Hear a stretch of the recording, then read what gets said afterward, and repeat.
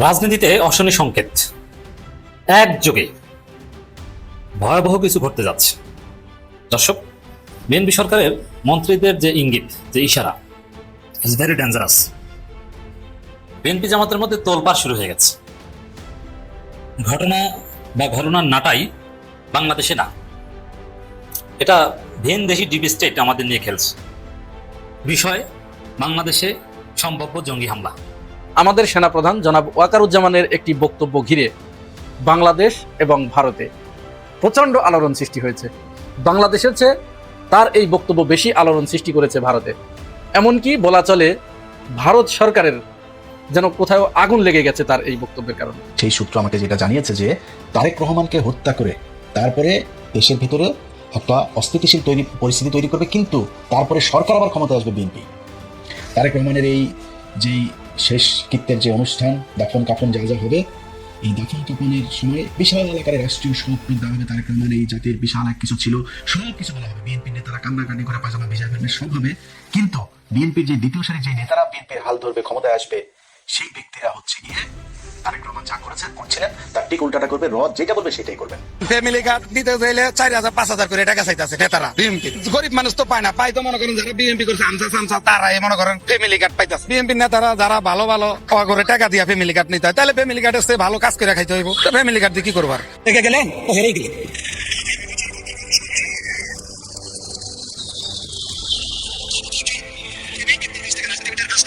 আমি এই ধরনের আচরণ আশা করি।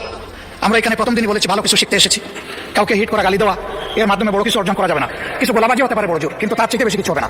আর সাধারণত যুক্তি যখন ফুরিয়ে যায়, মাথা তখন গরম হয়ে যায়। আমি জানতে চাই কে সেই ব্যক্তি যিনি গুপ্ত বলে আমাদের মধ্যে এই দ্বিধা ছড়িয়ে দিল। পূর্ববর্তী জালেম ওই রাজাকার ন্যারেটিভ সৃষ্টি করে এখন কিন্তু ভারতে পালিয়ে গেছে। এই গুপ্ত ন্যারেটিভ সৃষ্টি করে রক্ষা পাওয়া যাবে না। এবার যদি ধ্বংস হয়, এবার যে আওয়ামী লীগের যেরকম নাম নিশানায় চলে গেছে, অবভিয়াসলি এই বিএনপির নাম একবার দুলের সাথে মিশে যাবো। একটা চান্স ছিল, যদি 20 টাকাই বাড়তে হয় তাহলে আমি এই রাত 4টার সময় আসবো কেন? শিক্ষামন্ত্রী মিলন, এত বড় বড় কথা আপনার কোথায় গেল? আপনি হেন শিক্ষক নাই যে অপমান করেননি। আপনি ছাত্রছাত্রীদেরকে বলছেন বাথরুমে গেলেও আমি সেখান থেকে নকল বের করে আনবো। এত বড় বড় কথা বলে পরীক্ষার আগের দিন কিভাবে প্রশ্নপত্র ফাঁস করে 12 থেকে 15,000 টাকা করে বিক্রি করলেন? বিএনপি যদি 180 দিনের মধ্যে জুলাই সনদ বাস্তবায়ন করে, তার চেয়ে জনপ্রিয় আর কেউ হবে না। কিন্তু 180 দিনের মধ্যে যদি আপনি না করেন, তার চেয়ে ঘৃণিত আর কেউ হবে না। কারণ তাকেও মনে রাখতে হবে 12 ফেব্রুয়ারি ইলেকশন করে কিন্তু সে টিকে থাকতে পারেনি 1996 সালে। তারেক রহমানকে অনুরোধ করবো, আপনি প্রস্তুতি নেন। আপনি 5 বছর এদেশ চালাতে পারবেন না। মনে রাখবেন, এই প্রজন্ম যে তৈরি হয়েছে, জীবন দিয়ে রক্ত দিয়ে বারবার প্রমাণ করেছে, তারা আগামী দিনে এদেশে কোনো ভারতের দালাল এবং কোনো নতুন ফেসিলিটি আর জায়গা দেওয়া হবে না। আমরা আশঙ্কা করছি অতীতের ফেসিজমের চাইতে আগামীর ফেসিজম হবে আরো ভয়াবহ। এই জন্য আমরা বলতে বাধ্য হয়েছি, যেদিন গণভোটের গণরায়কে অস্বীকার করা হয়েছে, সেদিন থেকে এই নতুন ফেসিজমের যাত্রা শুরু হয়েছে। আপনি কোথায় মনোযোগ দিবেন যে কিভাবে বিদ্যুৎ উৎপাদন হবে, কিভাবে বাংলাদেশে বিভিন্ন ধরনের জ্বালানি থেকে শুরু করে কয়লা, এগুলোর মজুদ বাড়বে, আপনার পররাষ্ট্রনীতি সফল হবে, সেটা না করে আপনি দোকান বন্ধের ব্যবস্থা করছেন। এই রাজনীতি বাংলাদেশে বেশি দিন টিকসই হবে না। আপনাদের পতন ঘটানোর জন্য আমরা বেশি সময় নিব না, কিন্তু ইনশাল্লাহ কাজে আহ্বান করবো আপনারাও গণতান্ত্রিক অধিকার ফিরিয়ে দেন, কথা বলার অধিকার ফিরিয়ে দিতে হবে, জনগণের মৌলিক অধিকার মানবাধিকার ফিরিয়ে দিতে হবে। নতুবা কিন্তু আমরা আবার রাজপথে নির্বাচন করতে হবে।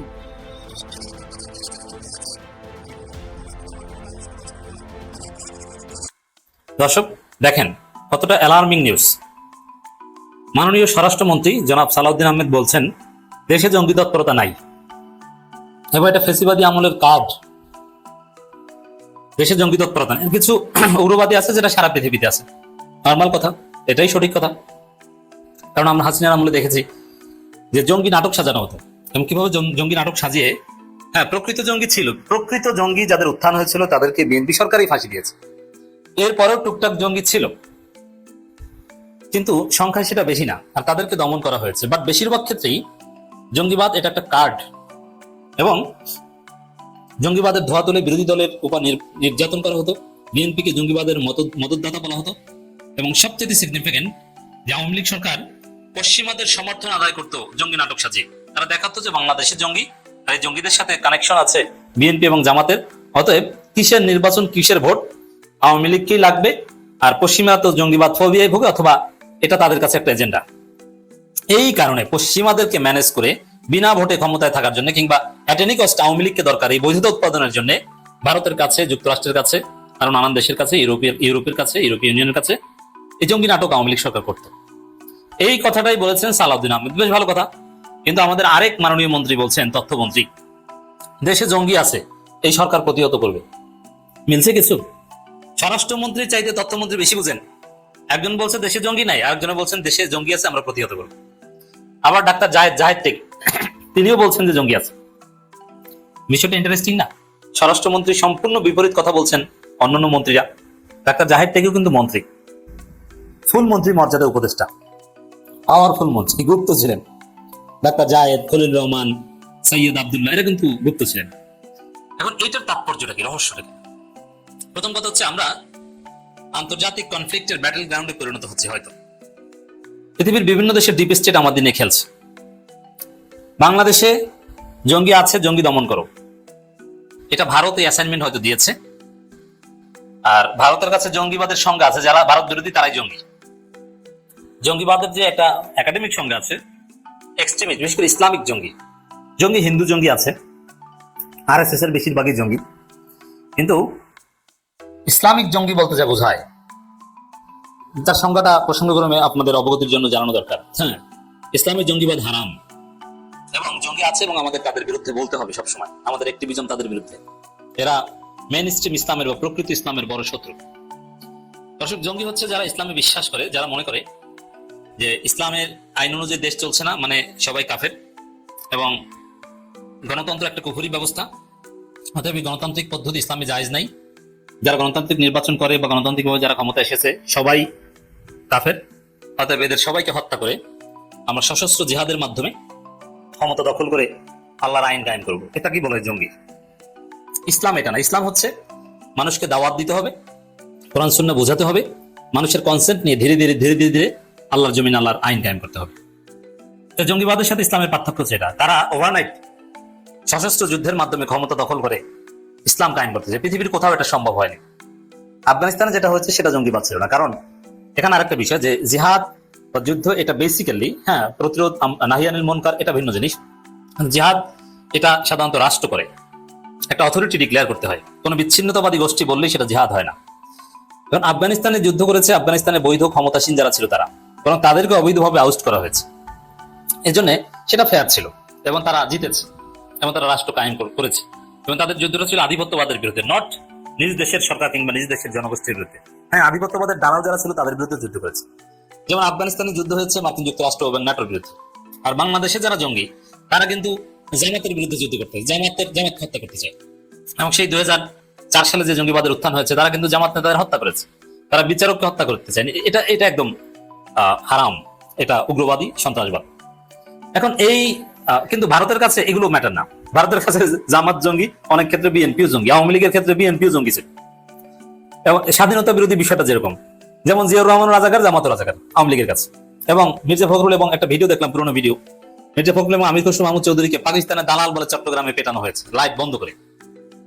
মির্জা ফখরুল আঘাতপ্রাপ্ত হয়েছেন, ভিডিওটা দেখে খুব করুণা লেগেছে। কিন্তু দুঃখ হয়, সে মির্জা ফখরুল এখন প্রতিপক্ষকে পাকিস্তান মন্ত্রী বলছেন, অথচ তারা পাকিস্তান মন্ত্রী ট্যাগ খেয়ে মাই খেয়েছেন। তো দর্শক, এই যে কথা, স্বরাষ্ট্রমন্ত্রী বলছে দেশে জঙ্গিবাদের তৎপরতা নেই, তথ্যমন্ত্রী বলছে দেশে জঙ্গি আছে, এই সরকার প্রতিহত করবে। এটা এই বিভ্রান্তি কিংবা ধোঁয়াশার কারণ হচ্ছে প্রতিবেশী দেশ বিএনপি সরকারকে এজেন্ডা দিয়েছে যে বাংলাদেশে জঙ্গি আছে, এটা দেখাও, দেখিয়ে কিছু দমন টমন করো, নইলে তোমাদেরকে রাখা, আমেরিকাকে ম্যানেজ করা কঠিন হবে। কারণ আমেরিকা ধীরে ধীরে ইউটার্ন নিচ্ছে, অবস্থা খারাপ হচ্ছে। কারণ এখনো ইউনূস সরকারের সাথে আমেরিকার কানেকশন ভালো, এমনকি ইউনূস সরকারের লোকেই তোমার পররাষ্ট্রমন্ত্রী। এতে এই বিশ্ব রাজনীতির যে মার্কাস, এতে তোমার টিকে থাকতে হলে জঙ্গি নাটকটা করতে হবে। তো এই জঙ্গি নাটক করতে হবে, কখন করতে হবে, এগুলোর যেহেতু এটা ওই প্রতিবেশী দেশ থেকে অথবা ভিন দেশি ডিপ স্টেট এসব এজেন্ডা দিয়ে দিয়েছে, যার ফলে সব মন্ত্রীদের কাছে মেসেজ সমানভাবে যায়। এই কারণে বিভ্রান্তিকর কথা, একজনে বলে জঙ্গি আছে, একজনে বলে জঙ্গি নাই, একজনে বলে প্রতিহত করবো। স্বরাষ্ট্রমন্ত্রী যদি বলতেন প্রতিহত করবো, অন্যের বক্তব্যটা বাদ দিতেন। স্বরাষ্ট্রমন্ত্রী চাইতে তথ্যমন্ত্রী বেশি বলছে। দর্শক, এটা হচ্ছে কথা, এটা অশনি সংকেত। এই যে আমরা ভিনদেশীদের খেলার বুটিতে পরিণত হচ্ছি, এটা আমাদের জন্য অশনি সংকেত। এবং জামাত মনে করছে যে এই জঙ্গি নাটক সাজিয়ে তাদের সাথে জঙ্গিবাদের কানেকশন দেখিয়ে, আবার আওয়ামী লীগের সাথে কানেকশন দেখিয়ে তাদেরকে নির্যাতন করতে পারে। আর বিএনপি মনে করছে যে আমরা এই নাটক না করলে আমরা টিকতে পারবো না, মার্কিন যুক্তরাষ্ট্র আমাদের হাত ছেড়ে দিবে। জামাতের সাথে আমাদের বেশি আন্ডারস্ট্যান্ডিং থাকলে আবার সমস্যা, তখন কেউ কেউ বলবে যে বাংলাদেশ মৌলবাদী রাষ্ট্র হয়ে গেছে, কারণ অতীতে বিএনপিকে জঙ্গিবাদের পৃষ্ঠপোষক বলা হতো। তো এই ট্যাগ যদি ধুয়ে মুছে সাফ করতে হয়, তাহলে জঙ্গিবাদের বিরুদ্ধে বিএনপির একটা অবস্থান দরকার, অর্থাৎ কিছু জঙ্গি নাটক দরকার। এই যে সামগ্রিক এতক্ষণ যা বললাম, আমরা ভিনদেশি ডিপ স্টেটের খেলার বস্তুতে পরিণত হয়েছে, এটা আমাদের জন্য অশনি সংকেত। আশা করি মাননীয় প্রধানমন্ত্রী তারেক রহমান আমাদেরকে এই নাটক থেকে বাঁচাবেন। তবে এই নাটক থেকে বাঁচাতে হলে জাতীয় সরকার লাগবে, সবাইকে নিয়ে ঐক্যবদ্ধভাবে পথে চলতে হবে। আমাদের সেনাপ্রধান জনাব ওয়াকারুজ্জামানের একটি বক্তব্য ঘিরে বাংলাদেশ এবং ভারতে প্রচন্ড আলোড়ন সৃষ্টি হয়েছে। বাংলাদেশের চেয়ে তার এই বক্তব্য বেশি আলোড়ন সৃষ্টি করেছে ভারতে। এমনকি বলা চলে ভারত সরকারের যেন কোথাও আগুন লেগে গেছে তার এই বক্তব্যের কারণে। তিনি কি বলেছেন? তিনি গত বৃহস্পতিবারে এই 23 এপ্রিল ঢাকার মিরপুরে একটা অনুষ্ঠানে বক্তব্য দিতে গিয়ে তিনি বলেছেন যে আমাদের পর্যাপ্ত আকাশ প্রতিরক্ষা ব্যবস্থা না থাকার কারণে রোহিঙ্গা ইস্যু আমরা মোকাবেলা করতে পারি নাই। অর্থাৎ তিনি চট্টগ্রামের কথা বলেছেন যে চট্টগ্রামে যদি আমাদের পর্যাপ্ত আকাশ প্রতিরক্ষা ব্যবস্থা থাকতো, তাহলে এই যে দলে দলে রোহিঙ্গা দেশে প্রবেশ করেছে এটি আমরা ঠেকাতে পারতাম। তার এই বক্তব্যের ভিতরে তিনি আরো অত্যন্ত গুরুত্বপূর্ণ একটি কথা বলেছেন, যেটি সবচেয়ে ইন্টারেস্টিং এবং সবচেয়ে ভারতের কপালে ভাঁজ ফেলে দিয়েছে। সেটি হচ্ছে তিনি বলছেন যে আমরা দীর্ঘদিন মাল্টিরোল এয়ারক্রাফট কিনি নাই। আমাদেরকে যদি এই মাল্টিরোল এয়ার কমব্যাট থাকতো, তাহলে আকাশ প্রতিরক্ষা ব্যবস্থা আরো বেশি উন্নত হতো। আর আকাশ প্রতিরক্ষা ব্যবস্থা ছাড়া একটি দেশের সার্বভৌমত্ব রক্ষা করাও কঠিন, পররাষ্ট্রনীতিও ঠিকঠাক মতো কাজ করানো কঠিন, এরকম ইত্যাদি ইত্যাদি আরো অনেক কথা তিনি বলেছেন। আর এক ধাপ এগিয়ে গিয়ে বলেছেন আজকে যদি আপনি 1000 কোটি টাকা খরচ করেন, ভবিষ্যতে এটি আপনাকে 50,000 কোটি টাকার ক্ষতি থেকে রক্ষা করবে। তিনি আরো একটি উদাহরণ দিয়েছেন যে সময়ের 1 ফোর এবং অসময়ের 10 ফোর। তার এই বক্তব্য বুঝতে হলে তিনি এখানে কি বোঝাতে চেয়েছেন, কি বলতে চেয়েছেন, এইটা বুঝতে হলে তিনি এই বক্তব্যটা কখন দিলেন সেই সময়টা নির্ধারণ করা খুব গুরুত্বপূর্ণ। টাইমিংটা কিন্তু খুবই গুরুত্বপূর্ণ একটা বিষয়। প্রত্যেকটা বিষয়ের সাথে যদি আপনি টাইমিংটা রিলেট করতে পারেন, তাহলে তার গুরুত্ব আপনার কাছে খুব পরিষ্কার হয়ে ধরা দেবে। তিনি যখন এই বক্তব্য দিচ্ছেন 23 তারিখ বাংলাদেশ সময়, 23 তারিখ বিকেলে, তার আগেই এই একই দিনে 23 তারিখে কলকাতার একজন সাংবাদিক চন্দন নন্দী, আপনারা তার নাম জানেন, তিনি একটি প্রবন্ধ লিখেছেন, একটি রিপোর্ট প্রকাশ করেছেন। তার সেই রিপোর্টে তিনি বলছেন যে পাকিস্তান থেকে টিটিপি অর্থাৎ তালেবান তেহরিক পাকিস্তান বাংলাদেশে জঙ্গি হামলা চালাচ্ছে, বাংলাদেশের বিমান বাহিনীতে জঙ্গিতে ভরে গেছে ইত্যাদি ইত্যাদি, মানে প্রচন্ড একটা ভয় ধরিয়ে দিয়েছেন যে পাকিস্তানের জঙ্গিরা পাকিস্তান থেকে জঙ্গি এসে বাংলাদেশে ভরে গেছে, আর বাংলাদেশ বিমান বাহিনীতে পাকিস্তান থেকে তারা আসছে, এসে তারা বাংলাদেশের উপরে একটা মেসাকার করবে। চন্দন নন্দীর এই বক্তব্য 23 তারিখে দেওয়ার পরে পরের দিন কালের কণ্ঠ হুবহু সেটা চেপে দিয়েছে। যদিও চন্দন নন্দীর এই বক্তব্যের পরে পুলিশের পক্ষ থেকে সিসিটিসি যেটা একটি ঘোষণা দেওয়া হয়েছে যে বিভিন্ন জায়গায় গুরুত্বপূর্ণ স্থাপনায় জঙ্গি হামলার আশঙ্কা রয়েছে, সেখানে তারা কে করবে, কারা করবে, কোথায় করবে, কিভাবে করবে, এগুলোর কোনো কিছু ডিটেলস বলে নেই, জাস্ট আন্দাজের উপরে এই কথাটুকু বলেছে। আসলে আমাদের এখন বোঝা দরকার যে এই টিটিপি কি, কারা, তালেবান তেহরিক পাকিস্তান, এরা কারা? এরা কি পাকিস্তানের কেউ? না, আসলে এরা পাকিস্তানের কেউ না, এরা হচ্ছে আফগানিস্তানের জঙ্গি একটা সংগঠন, জঙ্গি গ্রুপ।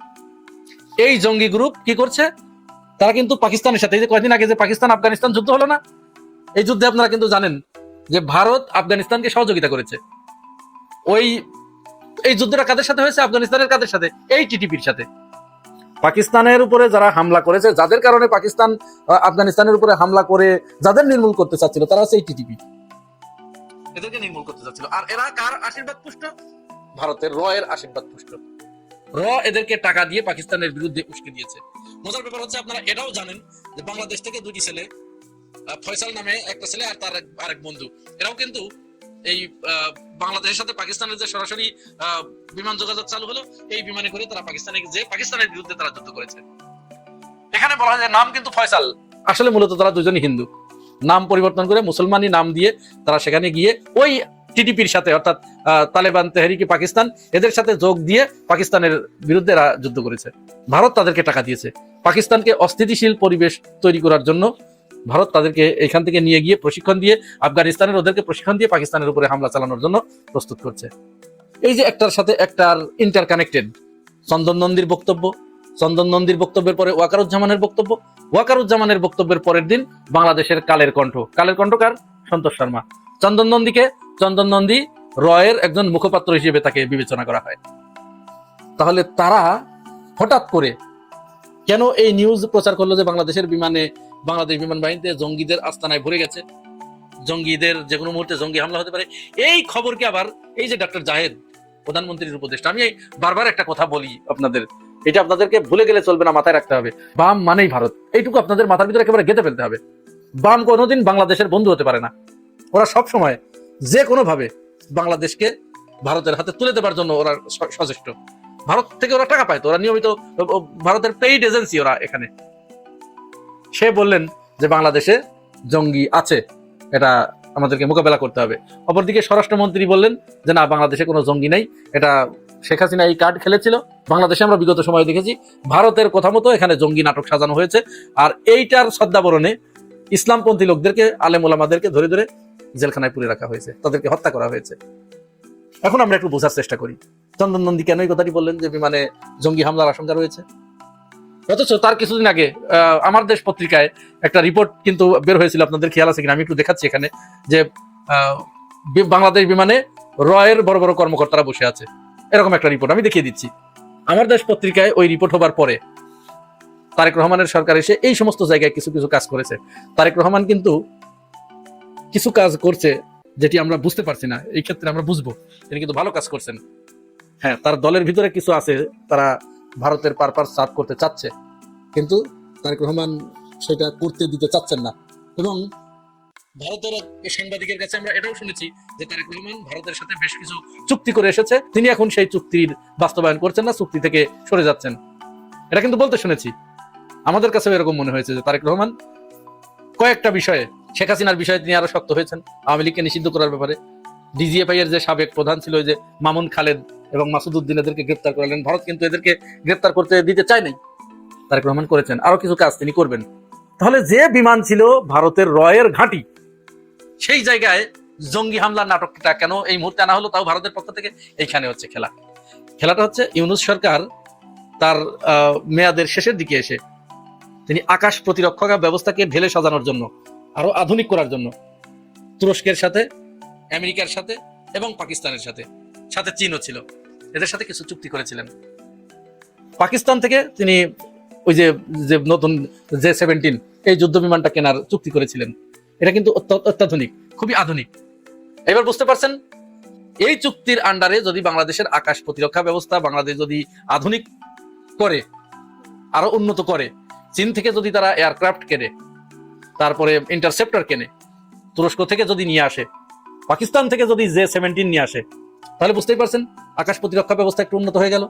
উন্নত হয়ে যাওয়া মানেই ভারতের তো এখানে মাথায় হাত, যার কারণে ভারত এখানে এসে এই নাটকটা সাজাতে চাচ্ছে। কাদেরকে দিয়ে? জাহেদুর রহমানদের মতো লোকদেরকে দিয়ে, যেখানে জঙ্গি নাটক আছে।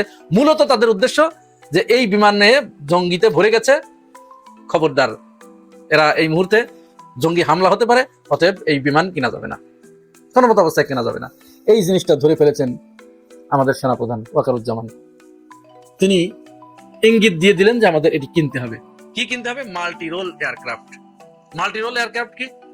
মাল্টি রোল এয়ারক্রাফট হচ্ছে যা দিয়ে একের ভিতরে সব, এক কথায় একের ভিতরে সব। আমরা ওই যে বই পড়ছি না, 3-in-1, 4-in-1, আসলে একের ভিতরে সব। এই একই বিমান দিয়ে সব কিছু করা যাবে। এটা দিয়ে গুলিও করা যাবে, মিসাইল ছোড়া যাবে, পরিবহন করা যাবে, সবকিছু করা যাবে। তো এই বিমান যখন কেনার কথা বলেছেন, তখন তো ভারতের মাথা খারাপ হয়ে যাওয়ার কথা না? যার কারণে তারা এখন এই জঙ্গি নাটক সাজানোর চেষ্টা করছে, যেন বাংলাদেশ কোনোদিন আকাশ প্রতিরক্ষা ব্যবস্থায় যুগান্তকারী কোনো সিদ্ধান্ত না নিতে পারে। ওয়াকারুজ্জামান যেটি বলেছেন, আমরা তাকে স্বাগত জানাই, আমরা তাকে সাধুবাদ জানাই। অবশ্যই এই কাজ করতে হবে, আকাশ প্রতিরক্ষা ব্যবস্থা ঢেলে সাজাতে হবে। এইখানে অবশ্যই সেনাপ্রধানকে অগ্রণী ভূমিকা পালন করতে হবে। আর এই কাজ করতে গিয়ে যদি সেনাপ্রধানের কোনো বাধা আসে, প্রয়োজনে আমরা তার জন্য জান দিব, আমাদের জীবন যৌবন সব দিয়ে দিব, তবু এই কাজ করতে হবে। প্রিয় ভাই ও বোনেরা, আপনারা কি মনে করেন জানাবেন মন্তব্যের ঘরে। আর যদি এই চ্যানেলে নতুন হয়ে থাকেন, তাহলে পাশে থাকবেন চ্যানেলটি সাবস্ক্রাইব করে। আজ এ পর্যন্তই, ভালো থাকবেন, আল্লাহ হাফেজ। পরে দেশের ভেতরে একটা অস্থিতিশীল পরিস্থিতি তৈরি করবে, কিন্তু তারপরে সরকার আবার ক্ষমতায় আসবে বিএনপি।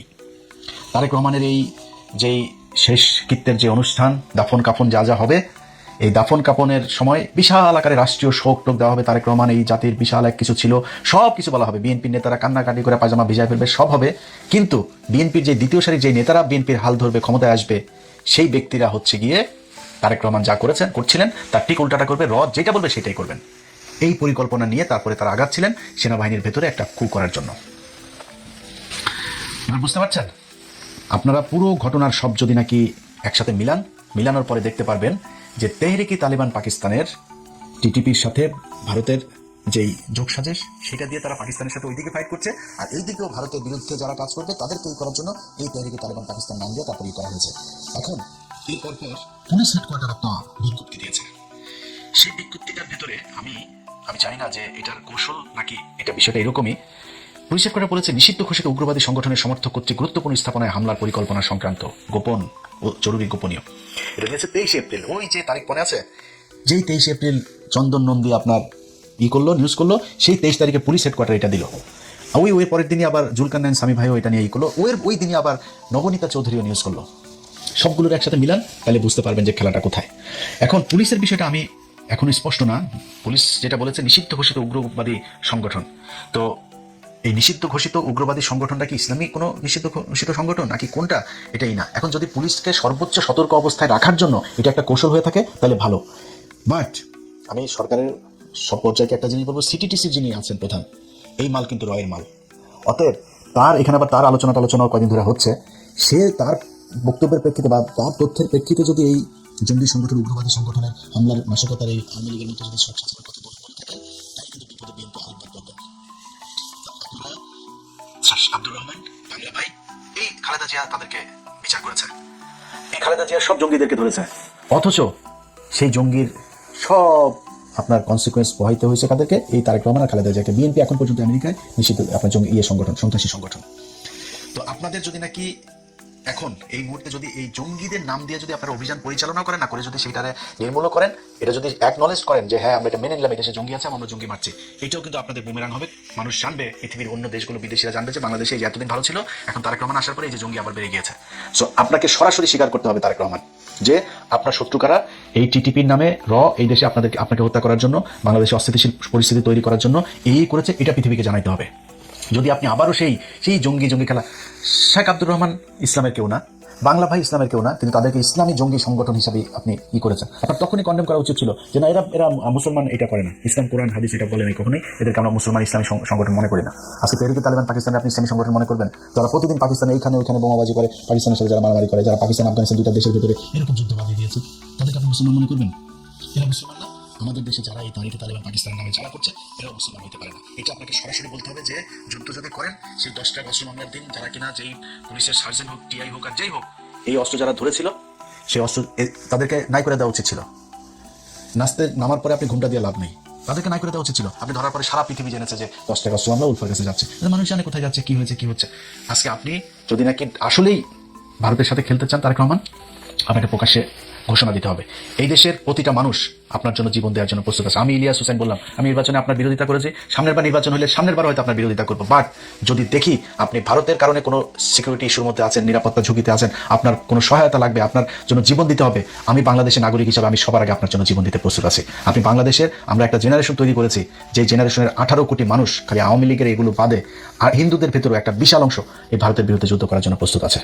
সো আপনাকে ঘোষণা দিতে হবে যুদ্ধটা কি বেঁধেছে, কাদের সাথে যুদ্ধ, এটা আপনাদের বলতে হবে। না হইলে এই যে স্বামী ভাইয়ের মতো এরকম কিছু লোকজন, চন্দন নন্দীর মতো এদের এরকম কিছু লোকজন কি করবে, একটা ঘটনাকে অন্যদিকে, পুরো ঘটনাটা হইল গিয়া পাকিস্তান আমাদেরকে বাঁচাইলো, পাকিস্তান তাদের গোয়েন্দা সংস্থা, আমার দেশের সেনাবাহিনীর বালবাহিনী এরা খবর পায় না, পাকিস্তানি গোয়েন্দা সংস্থা আমাদেরকে জানাইলো, তারেক রহমানের জীবন বাঁচাইলো, সরকার পতন ঠেকাইলো।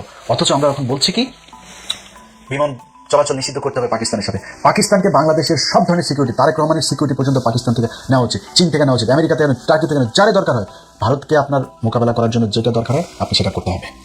আর কোনো সমস্যা নেই, আমেরিকার সাথে কোনো সমস্যা নেই, চীনের সাথে নেই, পাকিস্তানের সাথে নেই, টার্কির সাথে, কারোর সাথে নেই, আমার সমস্যা ভারতের সাথে। এটা আপনাকে বুঝতে হবে। যদি আপনি সরাসরি এইভাবে না বলেন, এই গোজামিল দিয়া এইভাবে পুলিশের কিছু জাউরাগুলো তো আছে এখনো, সেনাবাহিনীর এই যে ওয়াকার বাহিনী আছে, এই ওয়াকার বাহিনী দিয়া তারপরে মানুষের মাঝে বিভ্রান্তি তৈরি করবে। পৃথিবীর কাছে আপনি যেটাই জানেন আর না জানেন, কিন্তু এই যে লেখালেখি, এই যে চন্দন নন্দীর যে লেখা, তারপরে মিডিয়াতে যা আসবে, এই যে পুলিশের যে হেডকোয়ার্টার থেকে যেটা দেওয়া হলো, এটা কি প্রতিটা দূতাবাসে যায় নাই? প্রতিটা দূতাবাসে এটা খবর পায় নাই? কি জানলো? মেসেজটা কি গেল তাদের কাছে যে বাংলাদেশে আবারও জঙ্গি মাথা চারা দিচ্ছে? এই বাংলাদেশে গেল 2 বছরে কোনোদিন তো জঙ্গি হামলা হলো না। হাসিনা না থাকলে নাকি এই দেশে জঙ্গি দিয়ে ভরে যাবে? কই জঙ্গির কোনো কিছু তো আমরা দেখলাম না, এখনো তো জঙ্গি নেই। এত মানুষ মারলেন, সেই মানুষগুলোর যে খামাখা ফা মারলেন, মানুষগুলো তো নিষ্পাপ, নির্দোষ মানুষগুলোকে জঙ্গি বানায় তারপরে করা হলো। অতএব বিএনপির কাছে অনুরোধ থাকবে, আল্লাহর ওয়াস্তে এই জঙ্গি খেলা বন্ধ করেন। ভারতের সাথে যে যুদ্ধ করছেন এটা সরাসরি প্রকাশ করেন, সরাসরি প্রকাশ করে তারেক রহমান আপনি দরকারে আপনার যেই সিকিউরিটি দরকার, খালি এয়ার ডিফেন্সটা আপনি ঠিক করেন, এই দেশের মানুষ আপনাকে নিরাপত্তা দিবে। যদি খালি এটা আপনি প্রকাশ করতে পারেন যে ভারতের সাথে আপনি খেলছেন, মানুষ আমি ইলিয়াস বললাম, আমি প্রথম বিমানের টিকিট কাটবো যেদিন বুঝবো যে বিএনপি ভারতের সাথে লেগেছে। আল্লাহর কসম করে বললাম, আমি প্রথম ব্যক্তি হবো বিদেশ থেকে প্লেনের টিকিট কেটে বাংলাদেশে ঢুকবো ইনশাআল্লাহ। যাই হোক, সবশেষ যারা এই যে গুপ্ত সুপ্ত টুপ্ত এইসব নিয়ে গ্যাঞ্জাম করছেন, আপনাদের কাছে অনুরোধ থাকবে ভাই, দেশের অবস্থা কিন্তু ভয়ঙ্কর। আপনি এগুলি যদি বাদও দেন, দেশও যদি চালাইতে চান, এই যে তেলের যেই সংকট দেখায় দেওয়া গেল, এটার কারণে কি একটা দুইটা জিনিস হবে? আপনার ফসল নষ্ট হয়েছে, পাট নষ্ট হয়েছে, ধান নষ্ট হয়েছে, ঝড়ে সারা দেশে কালবৈশাখী ঝড় চলছে, এটাতে ব্যাপক ক্ষয়ক্ষতি হয়েছে। সামনে খাদ্য সংকট দেখা দিবে, তেল আপনার কতদিন এই বেশি দামে কিনতে তার কোনো ঠিক নেই। সামনে আপনি কার কাছ থেকে কে আপনার তেল দিবে, কার কাছ থেকে নিতে পারবেন, কোন দিক থেকে কি করবেন, আপনার সেগুলির কোনটা কি ঠিক করা হয়েছে জানি না। ভয়ঙ্কর অবস্থা। আপনি বিরোধী দলের সাথে সুপ্তগুপ্ত কালী নিয়ে একটা পোস্ট করছে, সেটা না। আরে ভাই পোস্ট এগুলি আওয়ামী লীগের সারাদিন কাজ, এদের এগুলো নিয়ে এখন গ্যাঞ্জাম বাঁধান। মনে করেন শিবিরের কেউ একজন করছে, কি হয়েছে রে ভাই? জাইমা রহমানের নিয়ে মনে করেন বললো, আপনারা এখন জাইমা রহমানের নিয়ে বলার পরে এত আপনার কষ্ট লেগে গেছে। এই জাইমা রহমানের একজন মন্ত্রী, সিটিং একজন মন্ত্রী, এই যে মুরাদ কি বলেছিল, এই মন্ত্রী বলেছিল জাইমা রহমানের ব্যাপারে যা মনে চায় তাই খারাপ ভাষা করে। তখন মন্ত্রীর বাসায় গিয়ে হামলা করতে পারেন নাই? তখন তো আপনাদের এত দেশপ্রেমিক জাইমা প্রেমিক লোকগুলো আমরা রাস্তায় দেখলাম না। তারেক রহমানকে এত ভালোবাসা, তারেক রহমানের মারে এইভাবে 2টা বছর জেলখানায় রেখে মেরে ফেললো, ট্রাক দিয়ে আটকে রাখলো, এত ভালোবাসা, এত শক্তি কই ছিল সেদিন আপনাদের? একটু দেখাইতেন, একটু খালেদা জিয়া জেলখানায় গিয়ে মৃত্যু মারা গিয়েছে, হত্যা করা হয়েছে। অতএব একটু ধৈর্য ধরেন। বিরোধী দল একটা কাজ করছে, ওকে, বিরোধী দল যতটুকু সহনশীলতা দেখাচ্ছে এটা রেসপেক্ট করেন। তারা তো আপনার সরকার পতন করতে যাইতে চায়, তারা জেলখানায় সংসদে দাঁড়ায় তারপর বলছে যে এই জ্বালানির সংকট, এটা এই সরকারের সংকট, এটা বৈশ্বিক সংকট। আর কি বলবে একটা সরকারকে, একটা বিরোধী দলের চেয়ে বেশি আর কি বলবে? ধৈর্য ধরেন, খুব সাবধানে প্রতিটা স্টেপ ফেলতে হবে। কাঠ লাগবে নাকি? কাঠ টাস্টুস খেলার কোনো অভিজ্ঞতা নাই, নেশা নাই, যার জন্য কাঠের প্রতি কোনো আসক্তি ব্যাপারটা নাই। এখন কাঠ দেওয়াকে কেন্দ্র করে আমরা নানান ধরনের ট্রোল করতে পারি, হাও প্রতিপন্ন কথা বলতে পারি। যারা কাঠ দিচ্ছে তাদেরকে ক্রিটিসাইজ, সমালোচনা, তাদেরকে ছোট করা, তাদেরকে রাগান্বিত ব্যাপারটা তৈরি করে দেয়, এটা যে যার জায়গা থেকে আমরা বলতেই পারি। আল্লাহ তাআলা সবাইকে কথা বলার জায়গাটা করে দিচ্ছে। আমরা ভালো একটা জিনিসকে ভালো বলতে পারি, খারাপও বলতে পারি। ব্যাপারটা হচ্ছে এখন কাঠ দিতে কাঠের সংখ্যা এখন মনে হয় 7টা সেক্টরের মতো হয়ে গেছে, যদি ভুলটা করে থাকি আর কি। নানান জায়গায় কাঠ দেওয়ার যে ব্যাপারটা, যে ফুয়েল কাঠ, তারপর হচ্ছে গিয়া মায়েদের জন্য কাঠ, ফ্যামিলি কাঠ, নানান ধরনের কাঠ হচ্ছে। এখন কাঠ দিয়ে যদি মানুষকে স্বাবলম্বী করা যায়, মানুষকে হেল্প করা যায়, মানুষকে সাপোর্ট করা যায়, সেটা দোষের কিছু না। আর একটা ব্যাপার মনে রাখতে হবে যে এই কাঠ যিনি বা যারা দিচ্ছে কোনো ব্যক্তি সম্পত্তি কিন্তু দিচ্ছে না। মানে আমার তো পকেটে নেই, পকেটে হাত দিতে চাইছিলাম, যে আমি পকেট থেকে বের করে উঠিয়া যে দিলাম, যে এইখান থেকে এই যে মানুষগুলোকে কাট দিচ্ছি তারা একটু কম রেটে বা হচ্ছে গিয়ে একটু ভালোভাবে নিতে পারবে একটা পণ্য। এটা কিন্তু সরকারের কোনো ফান্ড থেকে, কোনো অনুদান থেকে, অথবা বিশ্বের কোনো অনুদান থেকে একটু কাটছাট করে এদিক সেদিক করে দেওয়া হচ্ছে। তাহলে যিনি কাট দিচ্ছে, মনে করেন আমি 5 জন ব্যক্তিকে কাট দিলাম, ওই 5 জন ব্যক্তি কিন্তু অ্যাটলিস্ট আমার দলের প্রতি, আমাদের প্রতি কিন্তু একটু উইক থাকবে, যে এই আমলে এই লোক দিছে আমাদের। আজান দিতেছে, শেষ করে দিব, অল্প ছোট একটু কথা, আজানের সময় কথা বলা ঠিক না। এখন ওই কার্ডটা যেন আবার মুক্তিযোদ্ধাদের ভাতাদের মতো যেন না হয়ে যায়। কার্ড দিয়ে মানুষকে হেল্প করতেছে, ওকে ফাইন। মানুষ 5 টাকা পাইলে সে একটা রুটি কিনে খাইতে পারবে, মানুষ 2000 টাকা পাইলে সে চাল কিনতে পারবে, ডাল কিনতে পারবে। এখন ওই কার্ডটা যেন, এখন আমরা জানি না এই কার্ডগুলো আসলে কাদেরকে দেওয়া হইতেছে। কার্ডগুলো কি আসলে দলীয় কেন্দ্রিক ভাবে কোনো মানকে দেওয়া হইতেছে, নাকি সবাইকে, যে আজকে ওই জামাত করে, যে শিবির করে, যে গণ অধিকার করে, যে হচ্ছে কি আপনার এবি পার্টি করে, যে এনসিপি করে, সবাইকে দেওয়া হইতেছে, নাকি যে শুধু দান করে তাকে দেওয়া হইতেছে? এটা একমাত্র যারা কার্ড পাচ্ছে, যারা দিচ্ছে, তারাই ভালো জানে। তো ওই জিনিসটা মনে করাই দিতে চাই যে মুক্তিযুদ্ধের সময়, মানে মুক্তিযুদ্ধের যে ভাতাটা বা কোঠার যে ব্যাপারটা, যে এই এক দলীয় কেন্দ্রিক ছিল। আমরা করোনার সময় দেখছি যে ব্যক্তি আওয়ামী লীগ করে, সে আওয়ামী লীগ ছাড়া কেউ তেল পাইতেছে না, কেউ চাল পাইতেছে না। তো ওই জিনিসটা হয়ে গেলে ইন ফিউচারে আবার হবে কি, যে তোর কার্ড তুই নে, আমার বাইরে ফেরত দে। বিষয়টা এরকম হয়ে যাবে যে তোর কার্ড তুই নে, আমার বাইরে ফেরত দে। কারণ আমরা বলছি না, তোর কোটা তুই নে, আমার বাইরে ফেরত দে। তো ওইরকম যেন বিষয়টা না হয়ে যায়, কারণ একদলীয় কেন্দ্রিক হয়ে গেলে এই জিনিসটা খারাপ। কারণ একদলীয় কাউকে কার্ড দিলে এই একদলীয়র বাহিরেও তো মানুষ আছে, তারা কিন্তু একটা সময় তেলে বেগুনে জ্বলে উঠবে জ্বলে উঠতে সময় লাগলেও কিন্তু কখনো না কখনো জ্বলে উঠবে। সো কাঠ